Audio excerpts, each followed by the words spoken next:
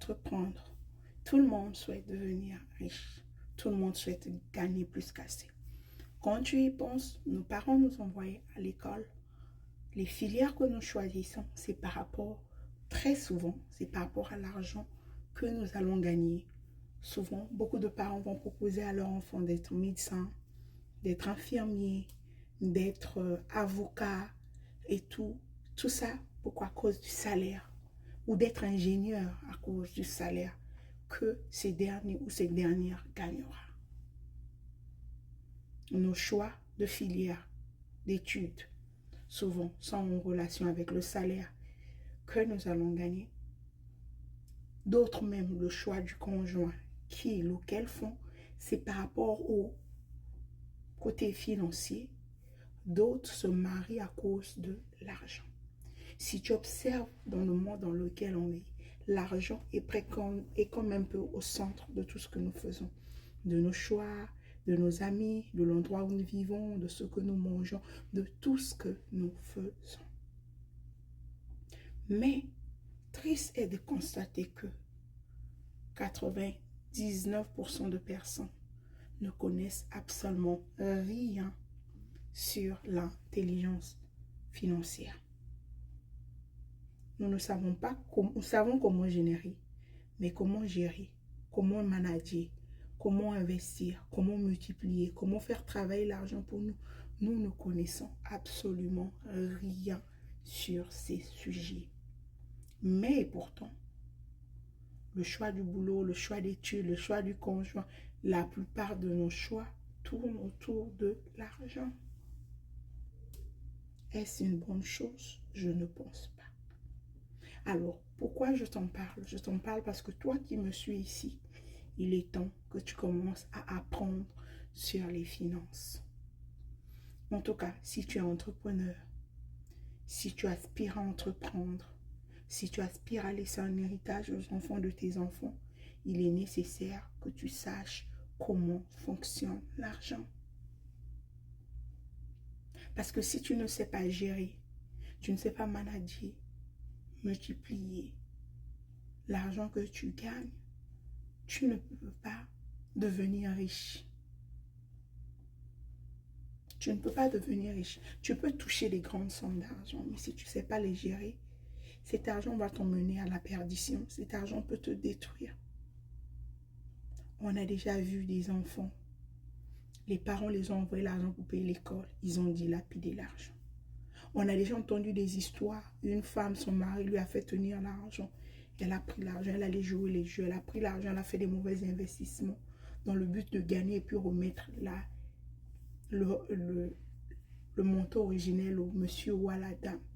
Il a tout perdu. On a déjà écouté des histoires où les gens ont fait des mauvais investissements au point de perdre leur maison, au point de perdre leurs biens, au point de perdre tous les efforts de toute une vie.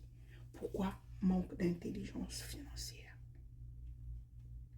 Il est temps que toi qui m'écoutes, que tu commences à apprendre, tu commences à te documenter, que tu commences à lire, que tu commences à faire des recherches sur l'intelligence financière. Je crois que toute personne qui s'aime, qui se respecte, doit au moins avoir lu un ou sinon 2 livres sur l'intelligence financière dans sa vie. Si tu vis aux États-Unis, par exemple, plus tu gagnes, plus on t'enlève les taxes. D'autres croient que la solution, c'est repartir à l'école afin de gagner plus. Mais quand tu commences à gagner plus là, on t'enlève plus de taxes. Quand nos salaires viennent aux États-Unis, au Canada, avant même qu'on ne touche, l'État a déjà enlevé sa partie. Avant même que toi qui as travaillé ton argent, tu ne perçoives ton salaire, l'État a déjà enlevé ses taxes.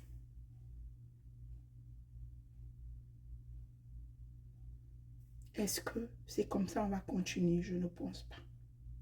Le changement commence par une prise de conscience. Vous savez, quand on parle de changement, il y a plusieurs étapes. Il y a 5 étapes de changement. Sinon, le niveau d'apprentissage, il y en a 5. Il y a le niveau où tu ne sais pas que tu ne sais pas. Il y a le niveau où tu sais que tu ne sais pas. Il y a le niveau où tu sais que tu ne sais pas, tu décides de changer. Il y a le niveau où tu décides d'apprendre. Et il y a le niveau où tu mets en pratique. Donc, 5 étapes d'apprentissage. Peut-être que tu ne savais même pas, que tu ne connaissais rien sur l'intelligence financière. Là, tu viens d'avoir l'information. Et il est temps maintenant que tu prennes cette information, que tu en fasses quelque chose. N'attends pas que ce soit trop tard. On parle de crise économique ici et là. Comment la crise économique peut t'impacter toi? Comment la crise économique peut m'impacter moi? Comment la crise économique peut impacter tes enfants, ton conjoint, ta famille, les gens que tu aimes? Et quelles sont les solutions que tu peux mettre en place? Générer de l'argent, il y a beaucoup de méthodes pour le faire. Le problème n'est pas le montant que tu gagnes, mais c'est combien tu peux garder.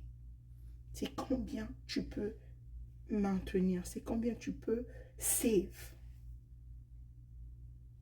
Épargner, voilà le mot en français.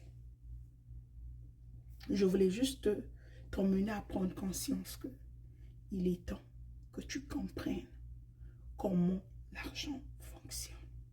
Quand tu penses au montant d'argent que tu as déjà touché entre tes mains, tu es toi-même sidéré, n'est-ce pas? Moi, je me rappelle avoir dilapidé 250 € pour une robe quand j'étais en Ukraine. Aujourd'hui, quand je pense à ça, je dis, mais j'étais folle. Pourquoi? Pour aller à une soirée qui n'avait duré que quelques heures.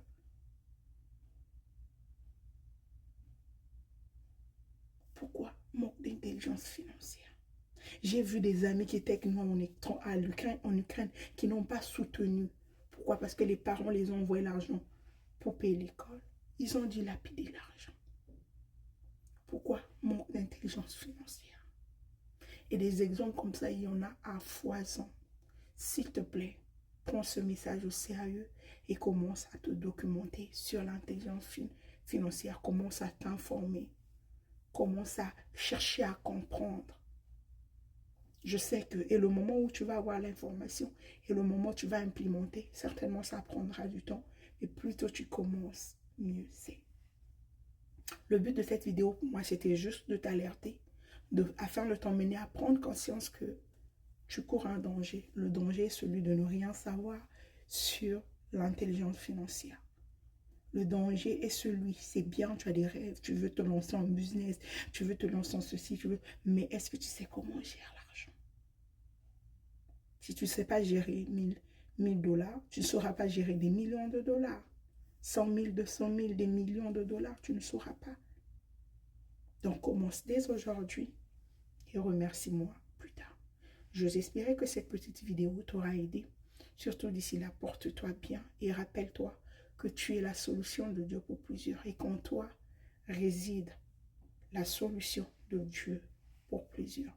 À travers ta propriété intellectuelle, ton histoire, ton savoir-faire, tu es capable de bien plus que tu ne peux l'imaginer. Et plusieurs prient pour te rencontrer, plusieurs prient pour voir leur situation changer et Dieu passera par toi pour les aider à sortir de ce problème. D'ici là, porte-toi bien, que Dieu te bénisse, te garde et te protège. Surtout, n'hésite pas de t'abonner et dis-moi en commentaire ce que tu sais sur l'intelligence financière. Quelle est la différence entre un access et un liability? Quelle est la connaissance de base que tu as sur l'argent? Dis-le-moi en commentaire. Allez, à bientôt. C'était Good Lady Poitiers pour te servir. Au revoir.